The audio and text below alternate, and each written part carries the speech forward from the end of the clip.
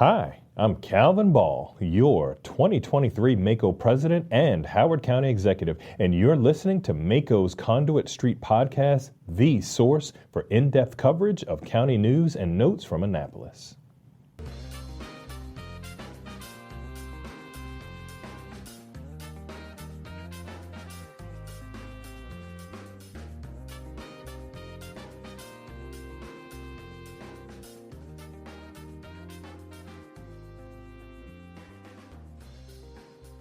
Welcome to the Conduit Street Podcast. This is Michael Sanderson, and I'm recording today with Brianna January from the Mako staff. Brianna, welcome. Thanks, Michael. Glad to be here. Well, glad to do this with you. Today, we're going to talk about school funding, and that's one of the areas in your policy portfolio. And we felt like it made sense to bring some of these things together. I mean, in the big picture, it's the biggest single commitment that we make across state and local governments in Maryland, committing to the school children and K through 12 education. It's in the state constitution as a requirement, as it should be, and it's job one for everybody in the public sector. So the state is done with its budget. The locals are getting into theirs. It's time to talk about it seems like. Yeah, that's exactly right. I think it's right on the nose and timely. But Michael, before we get into our main topic, I did see that you posted some thoughts about Bill Ratchford this week. Can you tell our listeners a little bit about him? I'm glad to. So we lost a couple of titans from Maryland politics and policy this week. Cass Taylor has gotten a lot of attention in the newspapers, and rightfully so. He was the Speaker of the Maryland House of Delegates for a number of years, and it was a pretty big figure on Maryland politics through his time as a delegate and a committee chair and as a speaker. But I had a personal tie to Bill Ratchford. He was sort of the iconic head of what we now call Department of Legislative Services, but a legislative staffing agency to the General Assembly. In Maryland, it's a nonpartisan staffing entity and stocked with really smart, really serious staff who give layers deep advice to the policymakers in the state legislature. And I think the high station of that entity is largely due to sort of the vision of Bill Ratchford, who just passed earlier this week. He was my first job in Annapolis was working with that. It was the Department of Fiscal Services, and I got an opportunity to work with the state legislature. And Mr. Ratchford was my sort of boss's boss, right? So I was the new kid on the block, and he was the sort of very much revered director of the whole agency. And I don't know, I'm not alone in feeling this way, but in my 20s, I sort of needed figures to follow and to sort of figure out who I wanted to be and what I wanted to do professionally. And Mr. Ratchford really played that role for me. I don't know what the right word is, but I was almost awestruck by his memory and his capacity to talk about things that had happened and to put issues into perspective and distill complicated things into easy to use terms and words and so forth. He had a great skill for doing policy work and was a consummate professional. And I think that had a great deal of effect on me, and I'm sure dozens and scores of other professionals around the Annapolis policy scene. So great memories spending time working for him and with him. I outkicked my coverage on a few things, got a chance to work side by side with the big boss. And those are memories that I will really cherish. He was a really special guy, meant a lot to a lot of us. Well, it really sounds like his legacy on Maryland politics and how we do policy as a state just cannot be overstated. Thank you for sharing that with our listeners, Michael. Oh, happy to do it. He was a really big deal. So anyhow, I consider myself a disciple and happy to do that. So let's talk about school funding issues. you wrote a piece on our Conduit Street blog this week that I would we'll put a link into the show notes this week that kind of does a little bit of a deep dive on a couple of bills and puts some of these decisions from the legislative session in focus. So for folks who want the deeper version, we'll link to that and you can read through it. But I thought you and I could talk about it a little bit with maybe a little more salt and pepper commentary than we can necessarily get into on the blog site. The podcast lends itself to that a little bit. So felt like the time was right to bring school funding back on the pod. It's a big topic, and there's some useful stuff to get into now, it feels like. Yeah, so, that's exactly right. Yeah. I mean, where we stand big picture in the annual fiscal calendar is the state legislature wraps up its 90-day session, and typically, including this year, they put to bed the state budget. So the state budget is passed. There are some other fiscally related bills that the governor will sign into law, and they will make the whole fiscal plan come together. So the state's basically done. The counties are really just putting together their budget for the next fiscal year. And in Maryland, all of our governments are in a July 1 to June 30 fiscal year. So you spend the springtime getting your ducks in a row so that July 1 kicks things off in an orderly fashion. Funding schools is an enormous part of the mission that counties have to accomplish as part of doing their budgets, but it's really not the same. Funding schools is not the same as, I don't know, your rec and park department come to the county councilor, the county commissioners, and they plead for, we'd like to do this new initiative. It's going to cost this many dollars, but here's why we think it's worth the investment and so forth. And county leaders weigh those kind of requests all the time.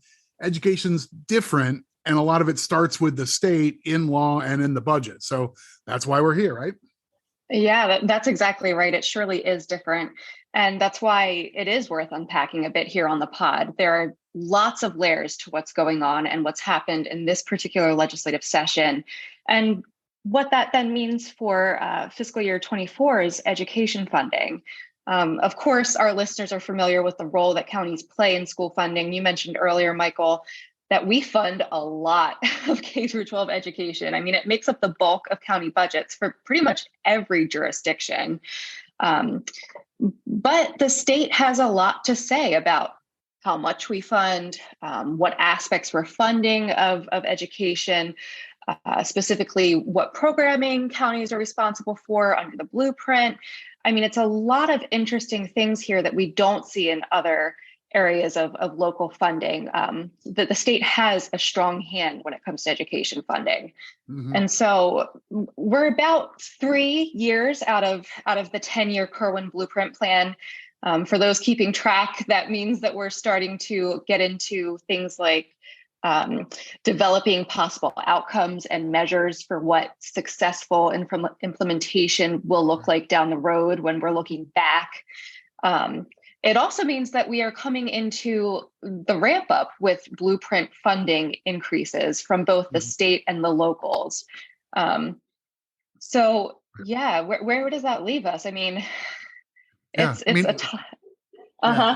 a big, ambitious plan, and for those who, for our folks who are new to Maryland government, we have dozens of new elected leaders in county government who are doing their first county budget, and it is jarring. It's jarring that your commitment to K through 12 education in most counties is more money than you spend on everything else put together.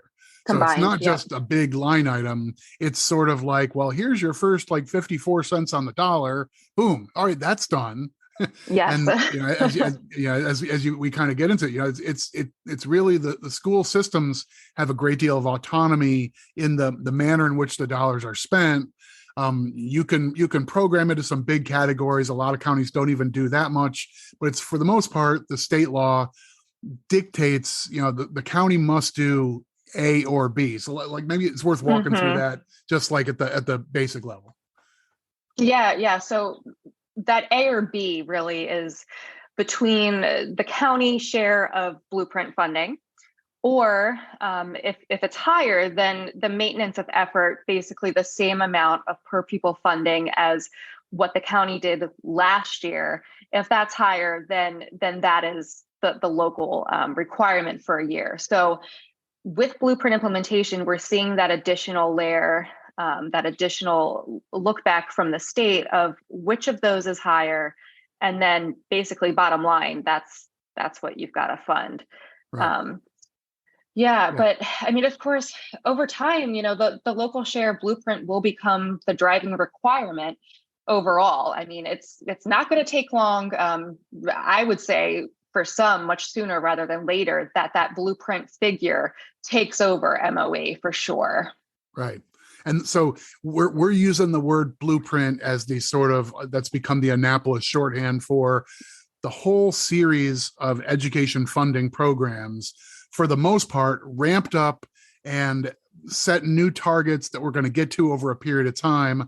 The blueprint is the overall word for all these different state laws that say, we're going to do these various, we're going to count the kids in this way and fund them accordingly. We're going to send these resources to the school systems to make sure that they can tend to our students who have special needs. We're going to make sure there are extra resources in some schools where there's a specific concentration of poverty. We have expectations in the school systems for, we want to make sure there's a career track for teachers and educators who are in the schools, and to reach a minimum threshold of what we pay teachers, but also have a forward-looking advancement track for professional educators. All these things coming together at various times as the moving parts happen over the next 10 years. But I think you're right that the calculation is we split a lot of those programs into a state portion and a county portion. You tally up the county portion and say, county's got to at least do its share of all this stuff. And over time, the county share of that big ambitious plan is going to become a bigger number than whatever you had been doing before. So that's what's happening over the next few years ahead. Yeah. Which is definitely imaginable for our listeners. I mean, we're talking about a huge omnibus reform to how we do public education. And like you said, Michael, everything from how we're funding and counting kids to the actual programming that we want to offer in schools and career opportunities for both educators, but also students themselves. So we're talking about a lot of funding that's going to be really flowing. But I think it's interesting this year in particular, as we're starting to hit that peak with blueprint implementation, and we're kind of moving into that next phase. We're no longer planning, we're implementing. But this year was really a quirky year when it came to school funding. And like a couple bumps in the road on the way to what ended up being a reasonably smooth implementation, but a couple bumps on the road. And I think, they're worth talking about here. Yeah, I mean, we could ask what happened, but I think it would be easier to ask what didn't happen. So you mentioned, Michael, that the blueprint does require that we kind of look at how we're counting kids for compensatory education, which for listeners that might not be as familiar, it's basically extra add-on funding for most at-risk students. So those that are the lowest levels of our socioeconomic rings in Maryland, those that because of community or prior education experience and history, they're most at risk for falling through the cracks. So really the first hiccup with school funding this year was that we started to do that new way of counting as mandated under the blueprint. And so the blueprint said that we should look into the best way to count kids, not just those that are receiving low and no cost school lunches, which is what we've been doing for, as long as I can remember, known as the farm count. Some listeners might remember it being called. But this year, for the very first time, the Department of Education also looked at Medicaid enrollment for our public school students and basically compared that data to those farm students, those students receiving reduced or no cost school meals, and which makes a lot of sense in how you would do it, right? You'd think that if they're enrolled in CHIP or Medicaid, that they probably are some of those most at-risk students and should be counted for compensatory education. Right. But it was a shock. I don't think that anyone expected that the result would be that the department found an additional something like 110,000 kids. I mean, everyone was prepared for finding more. Obviously, that's the whole point in doing this comparative second count. But we're talking about a lot of kids. Yeah. Yeah, so across the state, it's about 110,000 that now are counted as compensatory education recipients, if you will. So we're talking big money, right? Because most of the elements of the whole blueprint basically say we need to fund our school systems based on the student count, and in particular, these categories of students like the compensatory ed population. These low-income students, we know that they're harder to teach, they're harder to reach, and so you need extra. They need wraparound services, right? Yeah, right. So it's just, it's just anticipating what the business of education is going to require. But when you identify that many more of those kids who are eligible for that count, you've triggered, sort of one of the components in, dollars per pupil times this extra category of pupils, an extra 100,000 kids plus times, a bag of money for each of them turned into a pretty big shock in school funding. So the state ended up being asked for more than I think anybody expected. Like when we left town last April last year, and there were probably forecasts for what the FY24 budget would look like, I don't think anybody had a penciled in number that was as big as what it ended up being. Yeah, definitely. And our listeners should be reminded that compensatory education is a shared cost. It's not just the state putting up money, it's also the counties. Right. A big twist that came early this year, very early in session, really. So there was time, as you just noted, to address it and to respond to that. But about a month after that revelation, there was another twist. And this time it was about calculating local wealth, which is a huge factor in how we calculate the local and state share of our public education funding. And basically MSDE said that there was incomplete income tax information. So their initial local share calculations back in early fall or late fall, early winter, shall I say, were found to be inaccurate because of that. So, I mean, we're talking in a month and a half's time, we've had two major shocks to the funding formulas and to what's expected from the counties. But it really took until after the budget was in for that oversight to truly be understood completely. Yeah. And right away, whatever numbers county governments were working off of from those original department drafted local share numbers, they were basically, no longer the most accurate, and the counties were already starting to draft budgets. Yeah. So that was weird. Like you said, this all happened in a pretty short window of time. So we're, the first shoe drops in late January, the budget comes out, and the school funding has extra money to everybody except those who are like way, way deep on the inside, crunching these numbers back in October, November, December, whatever, who were aware of the Medicaid count. But for a lot of folks, read the budget and it's like, wait, there's more dollars here than I was expecting. Where'd this come from? Yeah. Right. So, but that was, there was in the budget. Right. And then literally over the space of a week or two after the budget was, printed and delivered on lots of our desks, and people like us are rifling through pages online and so forth, then we get word, actually, there's an asterisk by a bunch of this stuff because it looks like the income tax data was not quite complete. So we generated all the wealth stuff, which basically separates what's the state's share versus what's the county share in each jurisdiction. The wealth data was wrong. And so we had to recalculate all that. That was going to move numbers around from place to place. Some are going to go up, some are going to go down. And we have to wait to see what the finals look like. And that was its own second twist, right? Right. And then, of course, for listeners that don't keep up with the budget process in Annapolis quite as close as we do at MACo, a little bit after that, there was then a supplemental budget that was introduced with additional adjustments to school funding, which actually pretty much had no controversy over that update, no real pause over the increases in spending, over why those initial drafted figures were wrong. I mean, it was a really surprisingly smooth process.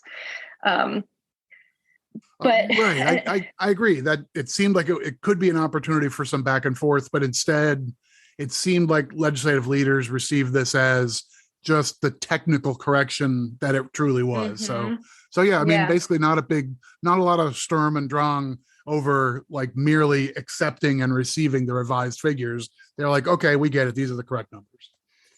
But another layer that we should mention, Michael, is that, of course, those figures, those updated numbers also affected disparity grants. And so is it kind of not a third full twist, but all in all, we're talking about just tens of millions moving around in a very short period of time, and adjustments right and left, some whiplash. I think I know a few county budget officers who may have had some whiplash, scratching their head over exactly what the county is required to do for the upcoming school year.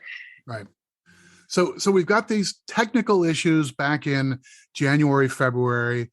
I know, dialing back a little bit earlier, we were concerned back in October after hearing about the sort of the student head count in September of 22, and hearing whispers that there were jurisdictions where it doesn't look like the enrollment has really bounced back to pre-COVID levels. And I know you and I were wondering, are we going to have another year where the legislature feels like they need to sort of asterisk the student count and deal with the per pupil funding formulas? If the number of students is a big part of that. What happened on that front in the 21 and 22 sessions?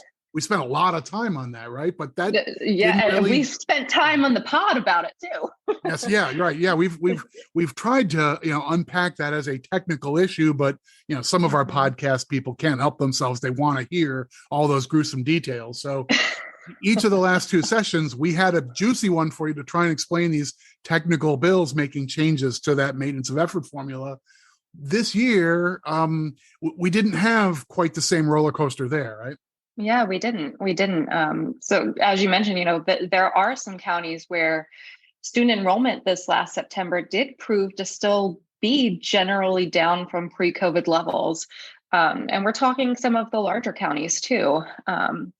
But of course, and the whole reason why this was such a fix in 21 and 22 is, of course, because the number of students and seats does not impact the bottom line of what a school is required to function, right? You still have to have the lights on, you still have the heater, the AC on, you still have to pay the teachers if you're down 2 students per classroom, regardless. And so certainly not dollar for dollar, right? Right. But that was not an issue this year. I know that the boards of education and the superintendents were a bit more working the issue still this year than we were at Mako, but it didn't pan out to be a conversation at all, really. Yeah, I think it might be that these issues are connected. That just talking about the extra funding that showed up in the budget this year, particularly from the newfound students to be counted for compensatory education. We look at the Medicaid rolls, we find over 100,000 more students. We say, okay, those are qualified poor kids, and we're going to use that in the formula for compensatory education. And that meant not just extra funding for, pockets of the state where there's deep ingrained poverty, but pockets in every single jurisdiction. Right. We found more kids who probably should have been eligible for, maybe they just weren't applying for a free or reduced price lunch, or they, didn't realize that they were eligible. Situation. For whatever reason, we found kids who belong in that category and hadn't been. So that when that has to be, but it's the best hypothesis. It feels to me like that's probably what happened here. Is those extra dollars, a lot of them from the state, a lot of them will be anticipated to come from the counties. Those new dollars are going to end up, with schools receiving funding increases and a pretty material amount of funding increases. So it wasn't quite as maybe urgent a cry as back in 22 or 21, when you had some schools like, well, we're about to lose, we'll have fewer dollars this year than last year just because the student count is wonky, right? Right. We So don't think those kids are gone wonky, forever. yeah. We're not laying off teachers. Right. Yeah, that has to be the best hypothesis as to why it wasn't as big of a deal this session. But that really does bring us basically to the fact that per pupil funding is back on track. The last few years it was, fixes because of the down enrollment. This year with the compensatory extra funding from the state and of course the local requirement as well. Basically we're back to about pre-COVID levels when it comes to our per pupil funding. And so really whether or not those attendance numbers fully rebound, come next year or the year after, to be seen. But I will note that some of our counties are thinking that they might not. Yeah. There's an interesting, larger question that we don't have answers to, but I agree with you that, so this year basically is sort of a reset. The odd patch over things that happened for each of the last two sessions for good reason weren't really ultimately required either politically or practically. So we end up back at a pretty straightforward normal number. I will say, what we don't know is it possible that Medicaid was sort of temporarily oversubscribed during COVID? Yeah. With some, that's some a very fair are, question. Yeah. So I think if you look at the health department budget, there's some indications that might be the case. It felt a little bit like a recession with some people unable to maintain work or on extended unemployment benefits or things of that nature. So it's possible we'll see the Medicaid roll shrink and then compensatory education student counts shrink a little bit. And we might be back in the same situation where we've got components of the funding formula go down in an environment where the education enterprise doesn't feel like it's really abated or lessened. So, to be determined whether this drama continues for the next couple of years. But, it keeps our listeners on their toes. We like that. Me as well. Right. All right. So all right, I think that gets us through basically the state budget and the state's core funding formulas. So now let's talk a little bit about some legislation. A couple of bills from the 2023 session. We just put the session into the books a couple of weeks ago. We're seeing the governor and the presiding officers are doing their sort of show with bill signing ceremonies and talking about things that are going to go into effect this summer, this fall, and so forth. So there's a couple of bills that I think are worth talking about because they tinker with these school funding requirements in a year where there was a good deal of education attention, right? So let's talk about a couple of those bills. Yeah, absolutely. Well, I think something that our listeners would be interested in, Michael, is, there was kind of a strange outcome for a bill about local blueprint implementation coordinators. The blueprint requires that basically all counties hire these local coordinators for a few years. It's, I think, fiscal 25 through 27 or 24 through 26, something like that. It's just a couple of years. Mm-hmm.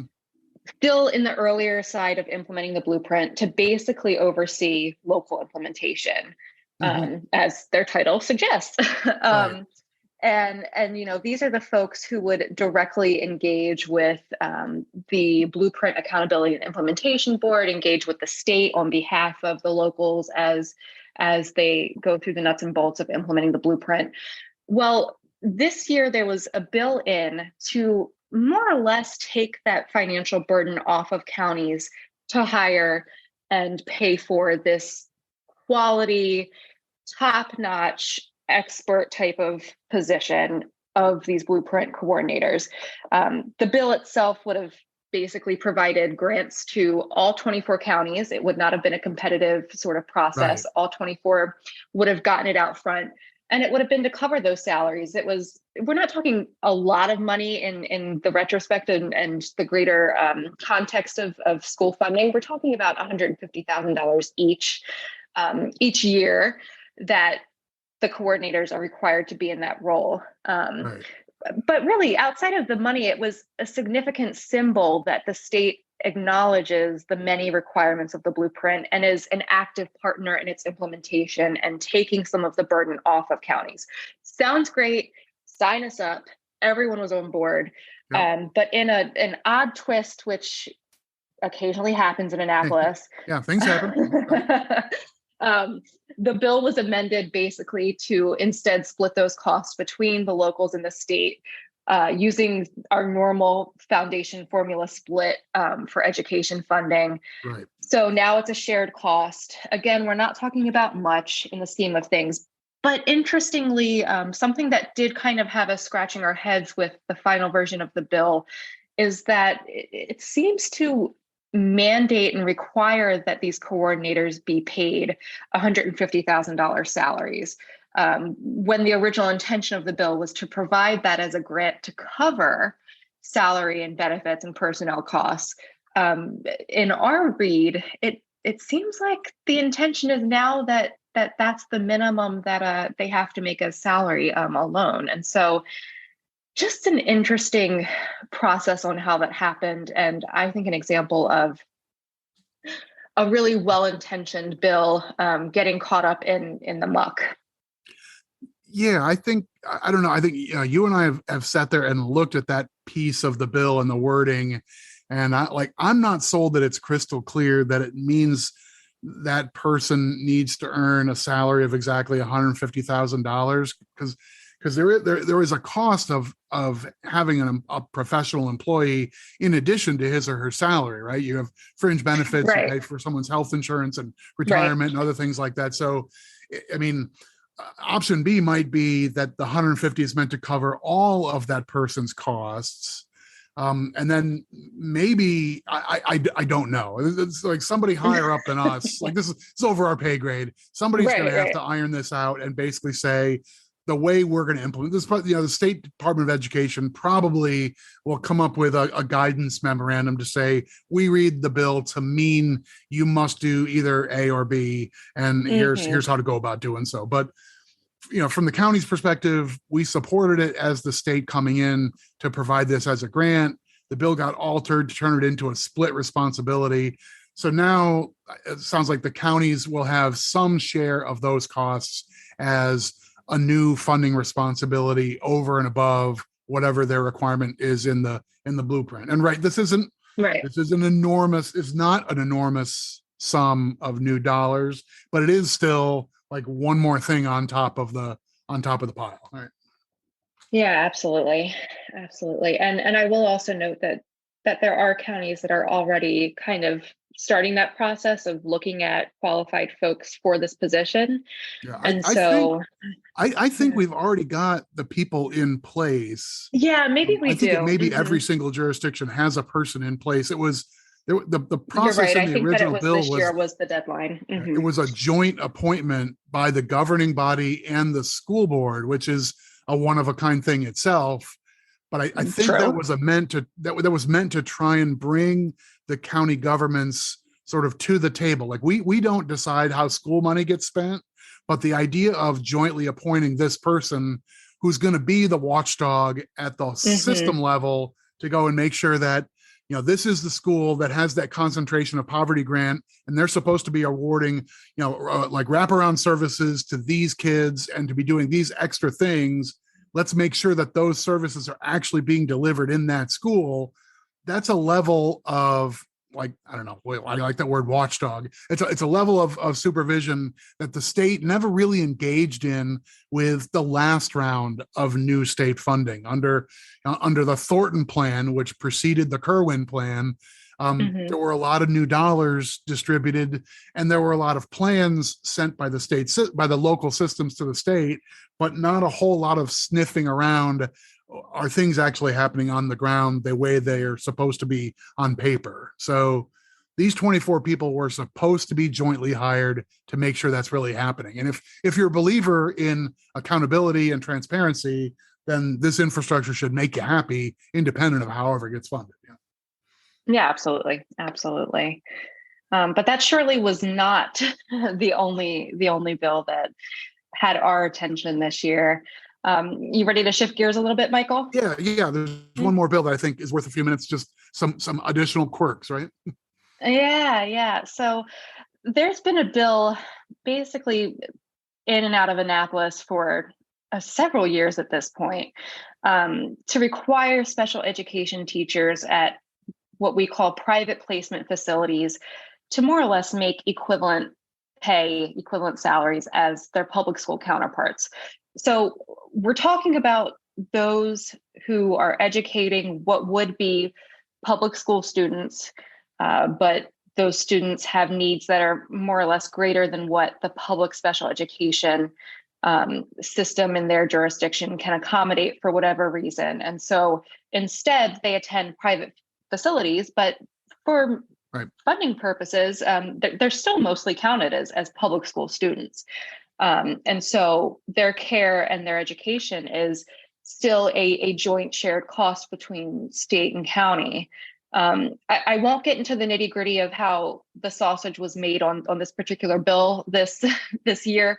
But what listeners should know is that the final version of the bill seems to say, and I say seems because it's unusual even for Annapolis.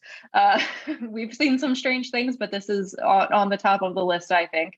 And what it seems to say is that the extra cost of the bill, so the extra cost to bring private placement educators up to that equivalent salary as their public school counterparts, more or less after those costs get split between the state and local, like I just mentioned, they're then assigned, so whatever that gap is assigned directly to county government rather than the schools and the school system. Yeah. I mean, that's have you ever seen that, Michael? No, I mean, it's breaking new ground. I think I've never seen anything that reads like that. So, we've always, there's always been state law that governs the minimum of what each county has to do as its overall commitment to education. And then we've had the maintenance of effort law that for years and years said, in order to get any increase in state funding, the county has to maintain its level of funding. They didn't want to see school funding increases by the state turn into tax cuts by the county. So maintenance of effort was born to say this extra education fund is going to go for education purposes. You're not allowed to backtrack on your local funding. That got rewritten and toughened up in the early 2012, I think. But in 2012, maintenance of effort became an absolute mandate. There are a variety of reasons leading up to that. That can be the subscriber only extra podcast where you get 3 hours of me. The pod after dark. Yeah. But anyway, we've had state law governing who pays for what for an awfully long time, but we've never had anything with these kind of fine teeth on it that says this particular expense, however we calculate, which I want to talk about because I don't know, but however you calculate it, this is now an obligation of the county, not the local school system, but of the county to make the schools whole on their share of it. And I've never seen it before. And I also don't have any idea how it's going to work.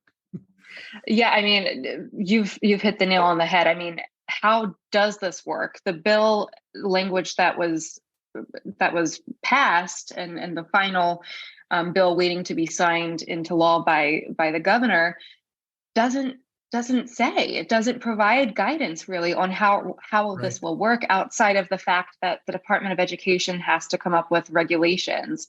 In a quick turnaround, I'll include, because this bill goes into effect for the upcoming school year and for fiscal year 24. And so I know that I've been fielding questions from counties about what they can expect. I mean, are they going to get a bill sent from the local school system? Are they going to get a bill sent from the state? Do they pay who they pay directly to? I mean, there's a lot left to really be worked out. But I think that the idea specifying that this one particular cost in our school systems is not part of the gigantic overall formula that we just spent years rebuilding in the blueprint, it's another layer on top, really. Yeah. So the mechanics of this are weird. I don't think the data exists today or by this May or June for anyone to tell, I don't know, to tell Washington County schools, you have this many kids in these unusual placements, and the cost of their care is currently X, but because of this new legislation that's coming, it's going to move to X plus 25%. And that delta is going to be split between the state, who's going to pick up this amount, and this amount, which is entirely your responsibility, county government. Because that's the plain wording of the bill, is the county's got to pick up the freight. So anyway, we'll have to see regs. They'll have to sort this out. But does it turn into some weird thing where every time there's a placement like this, they have the provider calculate the bill two ways based on old salaries and new salaries, and you back out the. I'm saying that like it's silly, but I don't know how else to actually conform to what the bill requires.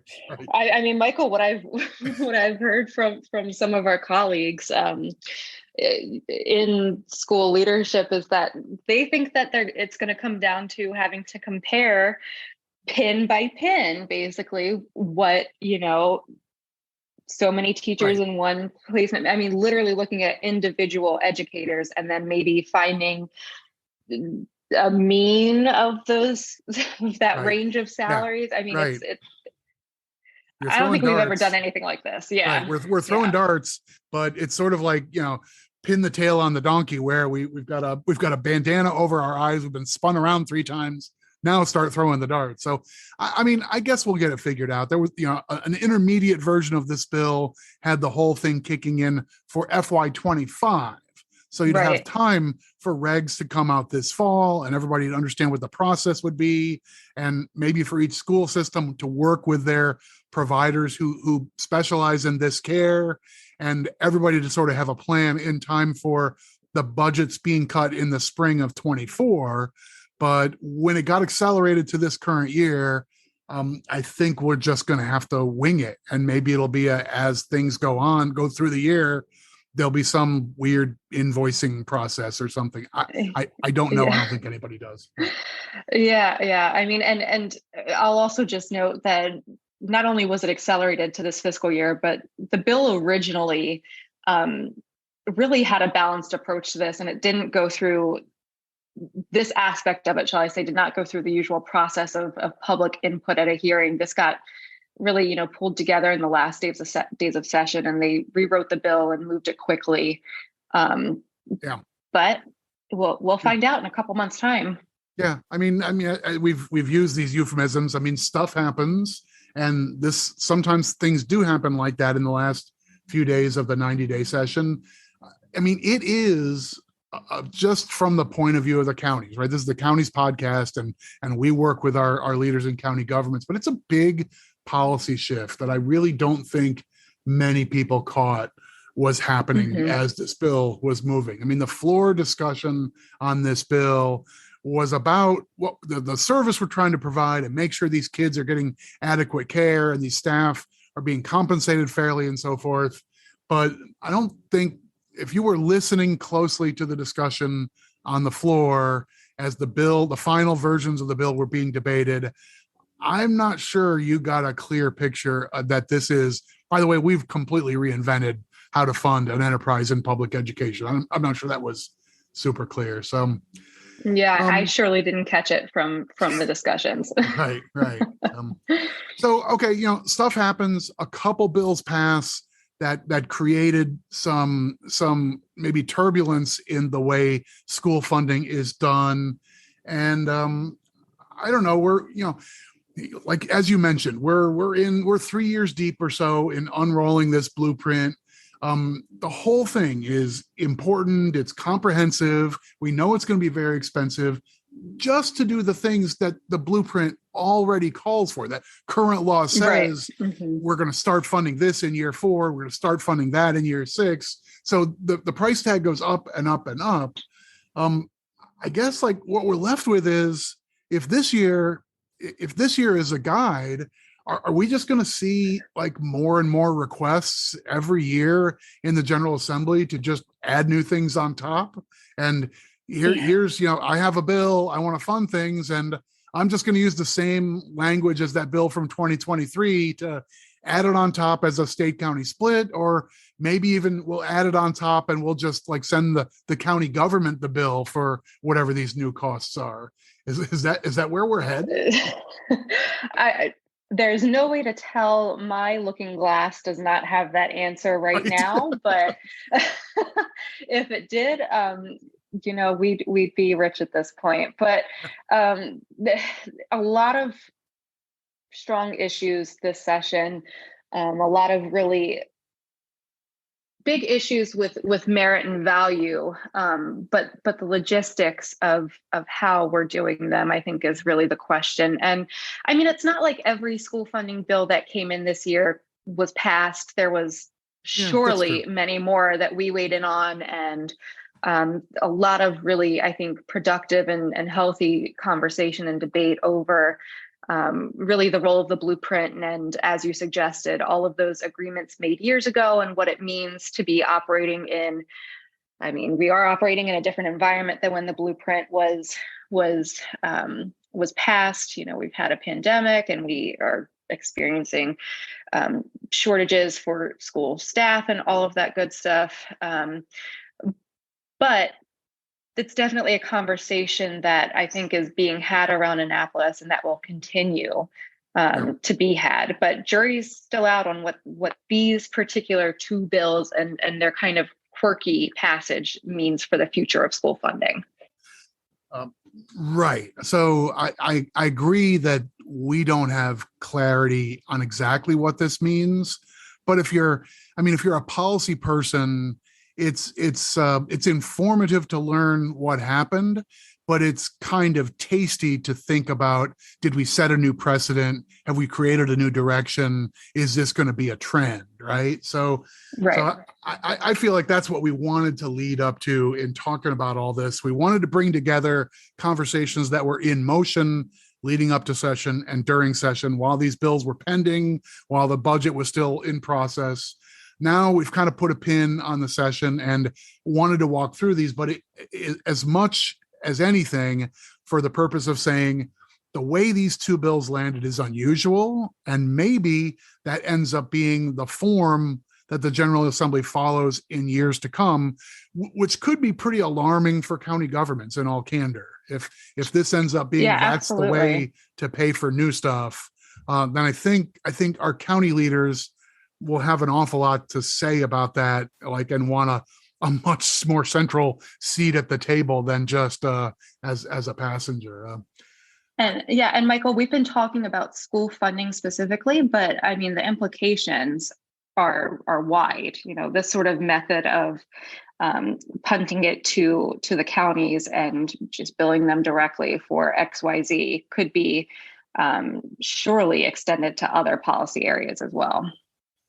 Yeah, I think the safe projection is that even this year, for this year, we're going to see some county budgets already being strained by the costs of the blueprint. The phase-in is underway, the ramp-up of these costs is underway, and a number of jurisdictions are being asked to chip in a sizable chunk more than they did last year. And as you mentioned, there's those two calculations, and as the share of the blueprint ramps up more than the cost of living, because we want to get up to a higher level of service and expectation and outcomes. So it's going to cost more to do that. The county share is going to go up.